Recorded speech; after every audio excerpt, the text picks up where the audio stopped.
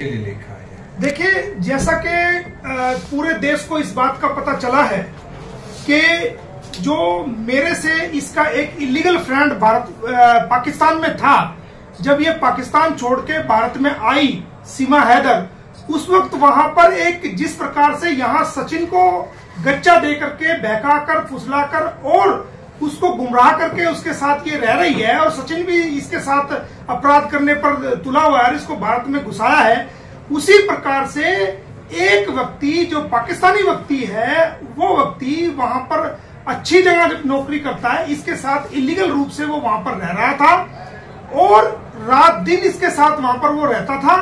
उसने मुझे इनपुट दिया कि किस प्रकार ये महीने में 15-15 दिन और 10-10 दिन आर्मी कैंप्स में जहां पर ट्रेनिंग होती है, जो इसका चाचा वहां पर ट्रेनिंग देता है, ट्रेनर है, बड़े अधिकारी तक को वहां पर ट्रेनिंग होती है, ये 15-20 दिन वहां रह के आती थी और वहां ना बच्चों को लेके जाती थी ना किसी अन्य जानकार व्यक्ति को लेके जाती थी। और जिस रिक्शा वाला इसको लेके जाता था और वापस लेके आता था, जब इसका वापसी का समय होता था, आज तक उस रिक्शा वाले का कोई मालूम नहीं है। ये ऑडियो मैं आपको दोबारा भी सुनवा देता हूं, अगर आप सुनना चाहते हैं, या आपको मैं दे दूंगा। तो आप देखिए कि इसका क्या मतलब था। उसने मुझे बताया कि ये अगर उसका फोन खराब हो जाता था तो वो उसको फटाफट उसका सॉफ्टवेयर करके उसको दे देती थी। लैपटॉप भी इसने लिया हुआ था, ये लैपटॉप को चलाती थी और ये कई भाषाओं का अच्छा ज्ञान रखती है, भारत की खासकर लोकल भाषाओं का ज्ञान रखती है, उर्दू को समझती है, इंग्लिश ये बोलती है और ये इस प्रकार एक्सपर्ट है कि जैसे हमारे कोई बड़े बड़े नेता होते हैं उनको भी बोलने में कई बार जो है वो स्टॉप करना पड़ता है या वो उसमें थोड़ी देर के लिए रुकना पड़ता है। लेकिन आप इसको देखेंगे ये किस प्रकार ट्रेंड है कि ये लगातार जो है वो बोलती है, हर चीज का इसके ऊपर जवाब है और किस प्रकार ये ट्रेंड है।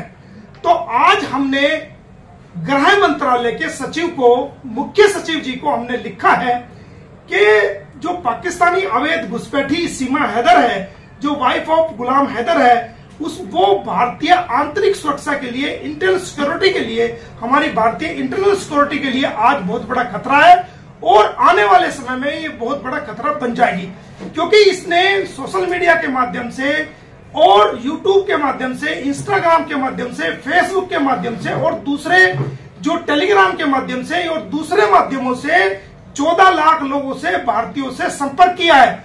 उनमें से कुछ, जो 14 लाख लोगों में से ये भी हो सकता है कि कुछ हमारे जो भारत के लोग हैं वो गृह मंत्रालय में काम करते हों, ये भी हो सकता है कि उनमें से कुछ डिफेंस मंत्रालय में काम करते हों, ये भी हो सकता है कि उनमें से कुछ फॉरेन मिनिस्ट्री में या फॉरेन डिपार्टमेंट में काम करते हों, और ये भी हो सकता है कि उनमें से, उनके परिवार में से, या वो खुद नेवी में भी हो, आर्मी में भी हो और वायुसेना में भी हो और दूसरे अहम डिपार्टमेंट में वो लोग कार्य करते हो।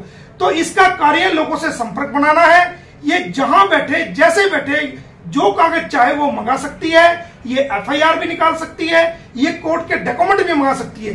इसको देखकर हमें लगता है कि ये एक बहुत बड़ी साजिश का हिस्सा हो सकती है और इसको, ये बहुत बड़ी ट्रेंड है। इसको खुले रूप में भारत में छोड़ा जाना भारत की आंतरिक सुरक्षा के लिए खतरा है और इसको हमने आज जो मांग की है गृह मंत्रालय से, वो ये मांग की है कि इसको तुरंत प्रभाव से डिटेंशन सेंटर के अंदर रखा जाए, क्योंकि जमानत जब हुई है, जमानत में 1.5 अरब भारतीयों में से 1 अरब 50 करोड़ भारतीयों में से किसी भी व्यक्ति ने कोर्ट में ये अंडरटेकिंग नहीं दी है कि सीमा को हम शेल्टर प्रोवाइड कराएंगे, उसकी अच्छाई बुराई का हम जिम्मेदार होंगे, या उसको घर, उसको छत हम प्रोवाइड कराएंगे, या उसके खाने पीने का इंतजाम हम करेंगे। जबकि ये फॉरेन पॉलिसी के अंदर, भारतीय फॉरेन पॉलिसी के अंदर ये कानून है, पाकिस्तान के मामलों में जो भी पाकिस्तानी भारत में वीजा लेके भी कोई आएगा तो जिसके यहां वो आएगा तो वो एफिडेविट के रूप में भारत सरकार को, और जो एफआरओ है, जहां फॉरेन रजिस्ट्रेशन ऑफिस होता है, डीसीपी ऑफिस में, वहां पर एक अंडरटेकिंग देगा एफिडेविट के रूप में कि इसका जिम्मेदार मैं रहूंगा, ये किसी प्रकार का क्राइम नहीं करेगा। लेकिन सीमा हैदर के मामले में किसी ने कोई अंडरटेकिंग आज तक नहीं दी कि ये शेल्टर हम देंगे, ये हमारे घर में रहेगी। केवल इसकी खुद की अंडरटेकिंग है कि मैं नेत्रपाल के यहां रह रही हूं। किसी व्यक्ति के, पाकिस्तानी व्यक्ति के ये कह देने से कि मैं यहां रह रही हूं, वो अंडरटेकिंग को नहीं माना जाएगा जब तक कि उस घर का मालिक खुद लिख के ना दे। तो ये बहुत बड़ा खतरा हो गई है। लोगों से संपर्क करना इसके बाएं हाथ का खेल है। रोज ये लाइव आकर के भारतीय लोगों पर तरह तरह के ब्लेम लगा रही है, ये भारतीय लोगों को गाली बक रही है और देश की एकता और सुरक्षा के लिए भी ये इस प्रकार के बयान जारी कर रही है जिससे देश के अंदर जो है वो फसाद पैदा हो जाए। इसके अलावा जो हमने जो मांग की है, एक तो हमने मांग की है कि इसको डिटेंशन सेंटर में इसको रखा जाए, इसको खुला ना छोड़ा जाए। दूसरा हमने मांग की है कि इसकी डॉक्टर एपी सिंह की क्या भूमिका इसको भारत में लाने के लिए रही है, क्योंकि हमें पता चला है, जो हमने हमारी जांच में, जो मैंने केसेस के अंदर अपनी जांच की है, उस जांच के अंदर हमें पता चला है, जो तमाम 2 महीने से मैं जो इस केस को कर रहा हूं, उस जांच के अंदर हमें पता चला है कि ये प्रथम बार जो पाकिस्तान से दुबई के रास्ते में होती हुई आई, अकेली आई थी, और वो प्रथम बार 10/3/2023 को नेपाल में आई थी। और लगभग ये 7 दिन के करीब ये वहां जो ना इसका स्टे था। उस स्टे के दौरान ये भारत की सीमाओं में इसने एंट्री की है, भारत की सीमाओं में ये घुसी है और सचिन इसको लेके आया है और इसने पूरी रेकी की है कि किस प्रकार जो है बॉर्डर को फांदा जाएगा, किस प्रकार बॉर्डर को क्रॉस किया जाएगा, कहां से जो है दिल्ली की, पोखरा काठमांडू से कहां से दिल्ली की बस मिलेगी और कहां से टिकट खरीदा जाएगा। इसको पूर्ण रूप से रेकी करके गई है और पूर्ण रूप से ये सारी ट्रेनिंग लेकर के एकदम चीज को अभ्यास करके जो है 7 दिन के अंदर इसने किया है।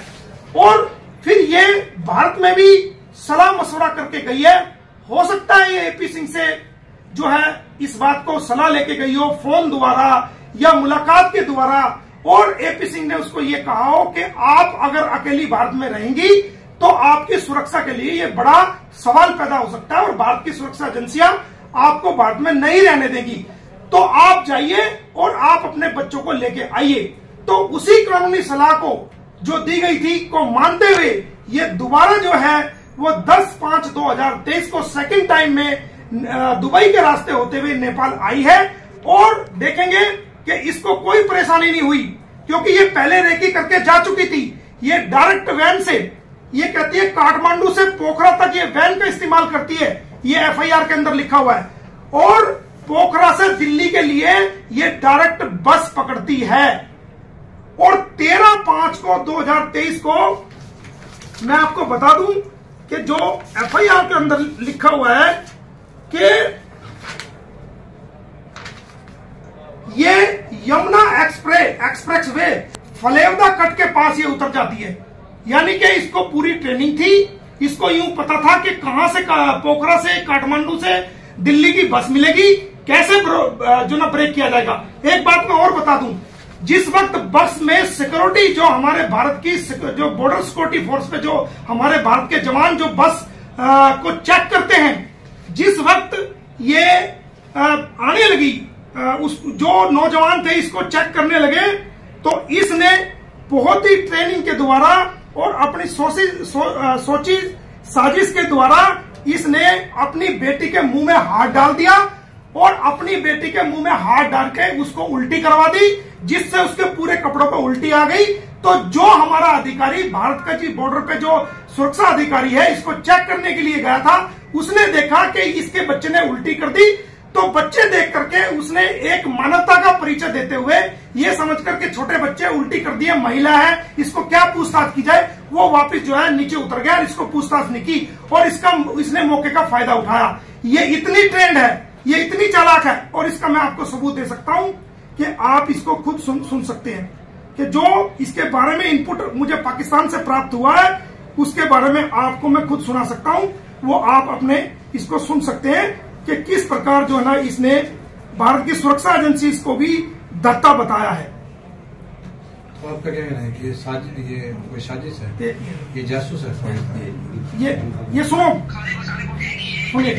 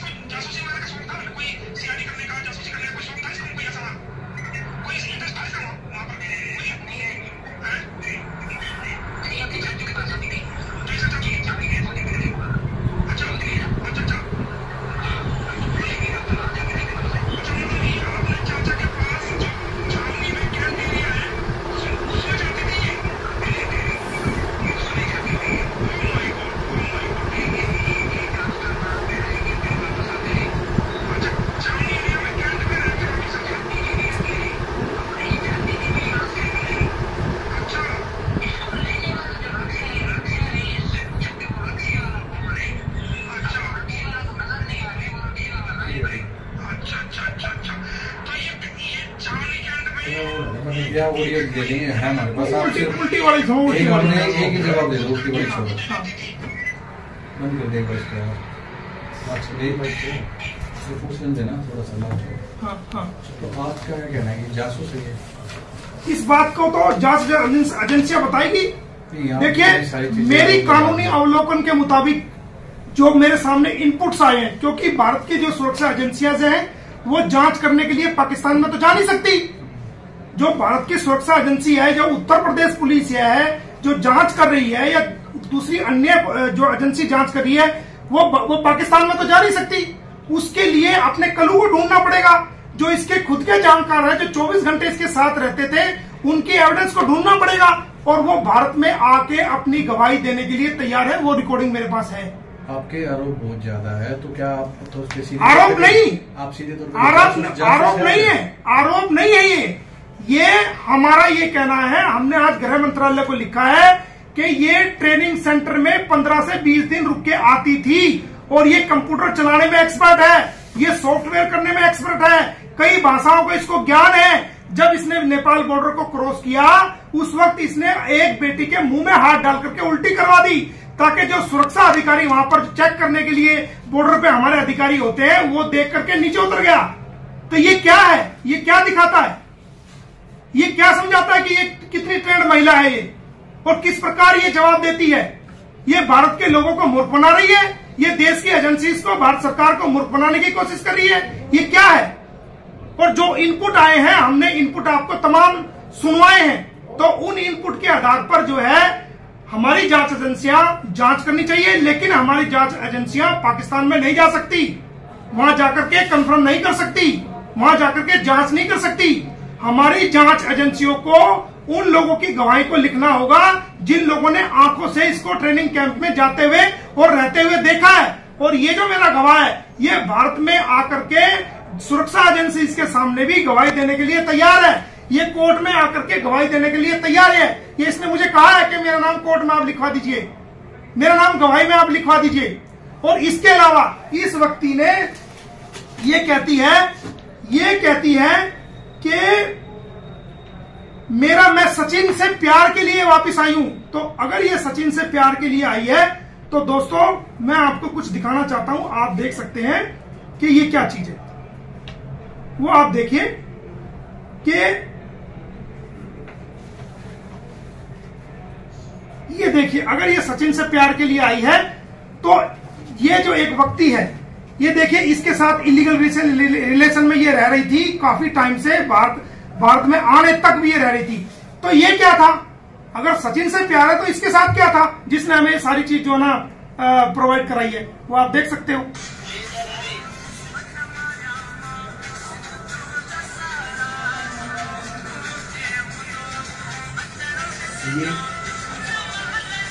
आप देख सकते हो, कोई दिक्कत नहीं।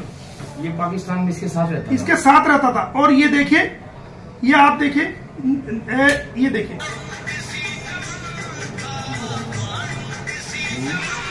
आपने जो गृह मंत्रालय को लिखा है ना, थोड़ी देर रुक जा, रुक जा थोड़ी देर। गृह मंत्रालय दिखा दो एक बार, रख दो थोड़ी देर।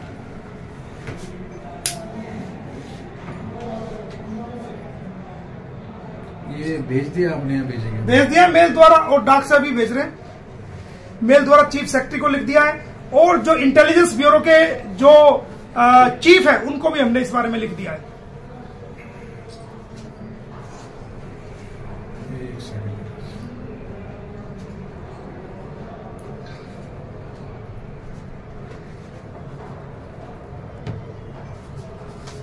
कि ये सीमा हैदर भारत की आंतरिक सुरक्षा के लिए बहुत बड़ा खतरा है।